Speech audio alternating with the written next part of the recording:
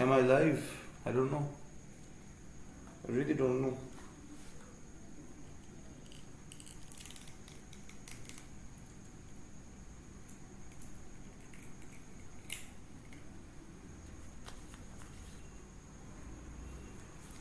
It certainly will be very embarrassing if I am. Okay, so I think I am live, but I have lost my. I have. Okay. Bear with me. And there. I have found my. And I have lost it again. This is amateur hour, okay. Okay. Bear with me. Yes, so I'm definitely live. There is no doubt about that part. I went on rambling for about an hour and I realized after that I was not live. So there is still a lot left to learn about OBS, but this is still better than talking for 10 minutes without an audio, which is also something I have done. The purpose of this live stream is to talk about videos 449 to videos 457. So we will go in order. We'll start from video number 449. Video number 449, I talked about the history of the tuning fork. Tuning fork is an instrument that is used both in the world of music and in the world of medicine. Its use, in fact, is much more in the world of music than it is in the world of medicine. In the world of medicine, tuning fork is largely used only for hearing assessment, and it has some role in neurological examination of the vibration sense or proprioception. Vibration sense mostly. In the world of music, tuning fork has a lot of role. In fact, it was invented by a musician named John Shore. So I discussed the details of the role of tuning fork in the world of music and its role in the world of ENT, although I have discussed the role in the world of music much more in this particular video, in video number 449. It was a very boring video, I have to accept it. And in many ways we can call it the quintessential Pushpen Das Gupta video, which is known for its excruciating boredom.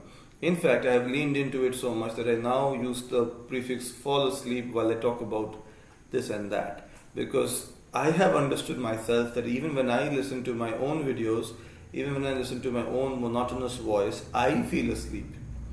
I feel sleepy and I fall asleep. Okay, so I don't blame the viewer if you tune out. But I don't think making somebody sleepy or inducing sleep is a bad thing.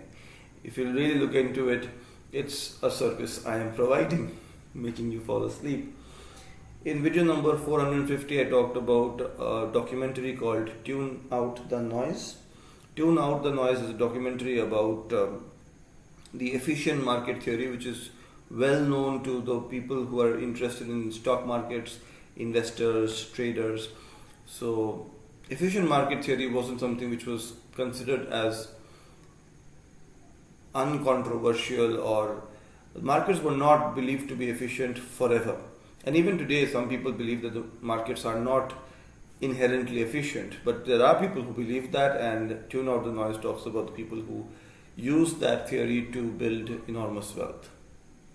In video number 451, I talked about the World Happiness Report, where Finland has once again ranked number one. It has held on to its number one ranking for the 8th year in a row. So in this particular video, I talked about the journey of an American who went to Finland to figure out why the people in Finland are so happy, and if that secret to happiness can be replicated in the United States of America. Through the experience of the American, I tried to understand if the experience that she had in Finland, can that be replicated in India or not. In video number 452, I talked about how uploading content on YouTube can be described as a waste of time, because there is so much competition, there are so many people uploading such awesome content, well-made videos, crisp scripts, funny, educational. All the videos on YouTube can be described as either educational or entertaining, sometimes both. In that case, it is called edutaining. And yes, I'm not making it up. There are categories. There is a category of video called edutainment, educational with entertainment. So either your video has to be entertaining or it has to be educational. So I feel entertaining is more difficult than educating. So I try to educate, it becomes really boring, and then I say, yes, it's supposed to be boring, it is an educational video. And one of the very nice ways of calling a video boring is saying it was a very informative video. You didn't upset anyone. You did pay a compliment, but it also sounds like, whenever I see a comment, very informative video, I feel, are you calling it boring? Because they are. I accept the fact that most of my videos are boring, some of them are not even educational. So I believe I have made videos which belong to the third category, neither educational nor entertaining, which explains why I have so little views despite so many videos and having spent so much time on YouTube. In video number 453, I talked about the Austin-Cartouche classification of ossiculoplasty. Whenever there is a classification system named after two scientists, it's useful to know what was the contribution of both of them. So Austin first classified ossiculoplasty, Dr. David John Austin from Britain, and Dr. Jack M. Cartouche modified it by adding 3 more classes. So the story is very interesting. In Austin's classification, it was assumed that incus, one of the 3 ossicles, will always be absent. And Austin had 4 types, A, B, C, D. A was where malleus and stapes both present, D was where malleus stapes both absent. The trick is always to remember stapes is not there, malleus is there. In Austin C, malleus is not there, stapes suprastructure is there. Jack M. Cartouche, Dr. Jack M. Cartouche from the United States of America said, hold my otoscope, and he wanted to modify this ossiculoplasty. He said, why are we not talking about that ear where all the ossicles are functionally and structurally intact? And he introduced type 0 or type O, where malleus, incus, stapes, all 3 ossicles are present and they are functionally intact also. He then said that all 3 ossicles can be present, but they may not be functionally intact. Their functionality may not be intact, they may not be vibrating properly. When can that happen? If the ossicular head is fixed, which is Austin-Cartouche type E, introduced by Dr. Jack M. Cartouche, where the ossicular head is fixed, and Austin-Cartouche type F, which again is introduced by Dr. Jack M. Cartouche, where the stapes footplate is fixed. So the entire Austin-Cartouche classification, ABCD is the contribution of Austin, and OEF is the contribution of Cartouche. Taken together, Austin-Cartouche has O, A, B, C, D, E, F. O, malleus, incus, stapes present. A, malleus and stapes present, incus absent. B, malleus present, incus absent, stapes suprastructure absent. C, malleus absent, incus absent, stapes suprastructure present. D is where malleus is also absent, incus is also absent, stapes suprastructure is also absent. E is where there is ossicular head fixation. F is where there is stapes footplate fixation. The original Austin classification came out, I believe, in 1971, and Cartouche modification came out in 1994.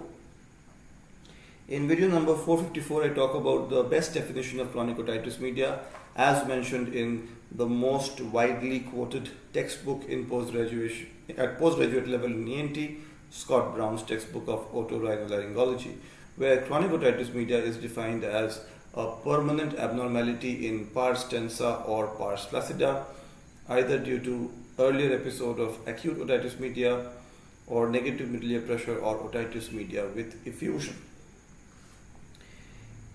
In video number 455, I did a bit of navel gazing. I asked ChatGPT, who is Pushpen Dasgupta, and I very faithfully reproduced whatever I had learned on ChatGPT about myself.